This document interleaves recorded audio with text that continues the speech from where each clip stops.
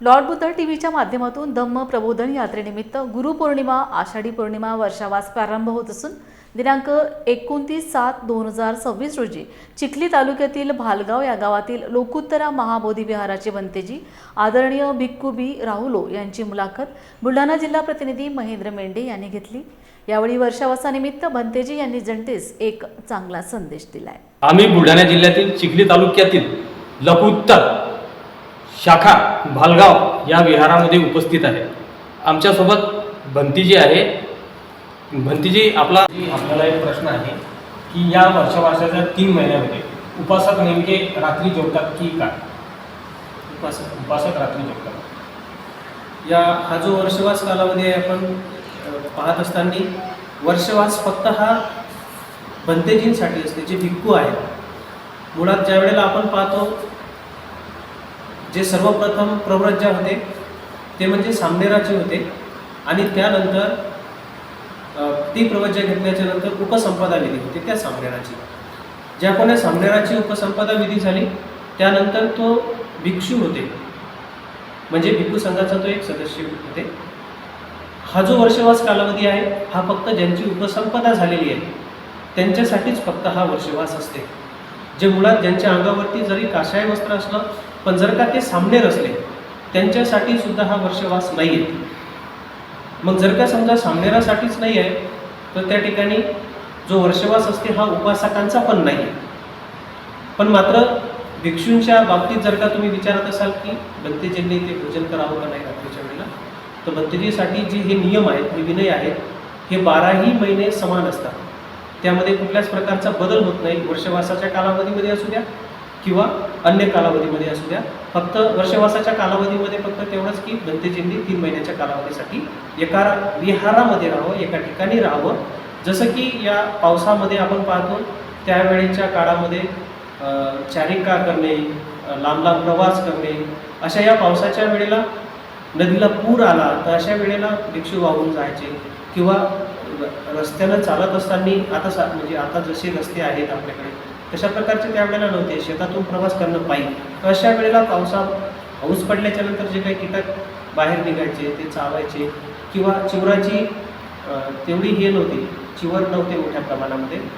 एक जरी चिवर त्यावेळेला होतं पण ते जर का पावसामध्ये भिजलं तर अशा वेळेला ते ओलच चिवर घालून भिक्षू आजारी पडायचे।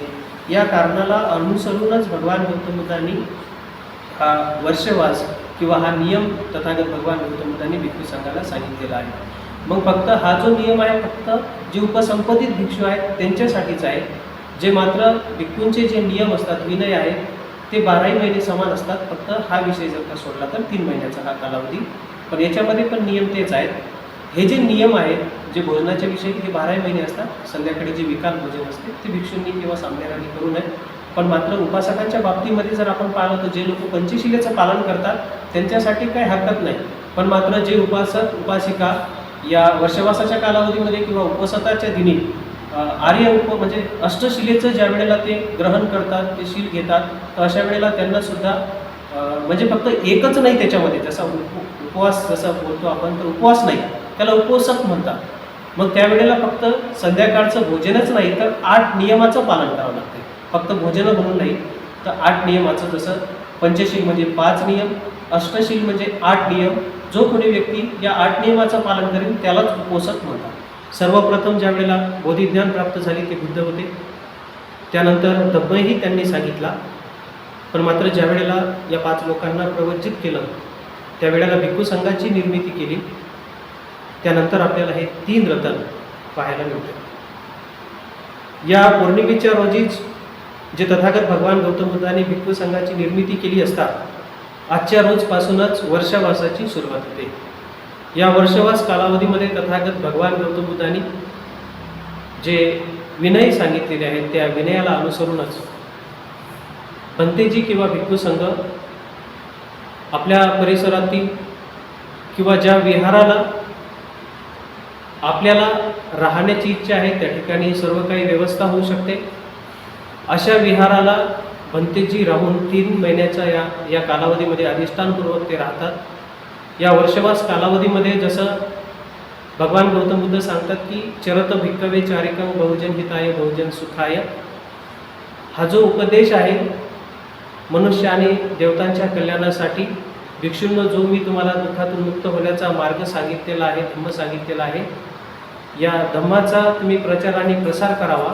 पण मात्र हा जो 3 महिन्याचा कालावधी आहे, या कालावधीमध्ये भंतेजींनी कुठेही न जाता ज्या ठिकाणी त्यांनी अधिष्ठान केलेलं आहे अशा त्या विहाराला सतत 3 महिने धम्म आणि विनयाचा अभ्यास करणे. त्याचबरोबर या विहाराला येऊन जे उपासक उपासिका नित्यनियमानं येतील त्यांना धम्माचा उपदेश सांगणे. त्याचबरोबर या वर्षवास कालावधीमध्ये उपासकांसाठी किंवा उपासिकेंसाठी अत्यंत हा महत्त्वाचा कालावधी आहे. या कालावधीमध्ये उपासक उपासिका जे भंतेजी ज्या विहाराला राहतात त्या भंतेजींची किंवा भिक्खू संघाची योग्य ती काळजी घेणे.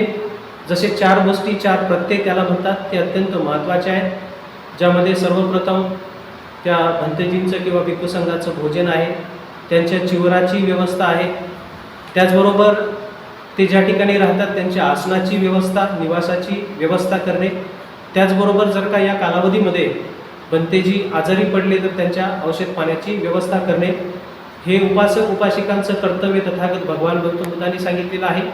आणि हा जो कालावधी आहे या संपूर्ण कालावधीमध्ये भिक्खू संघाने धम्म आणि विनयाचं पालन करावं. त्याचबरोबर उपासक उपासिकांनी भिक्खू संघाला या 4ही गोष्टीची पूर्तता करून आपल्या जीवनामध्ये पुण्य संपादन करावं, हा प्रमुख हेतू या वर्षवासामध्ये आहे. थोडक्यात सांगायचं झालं. भंतीजींनी आपल्याला चांगल्या प्रकारे मार्गदर्शन केलेले आहे. कॅमेरामॅन पवन चव्हाणसोबत महेंद्र मेढे, लॉर्ड बुद्धा TV, जय भीम.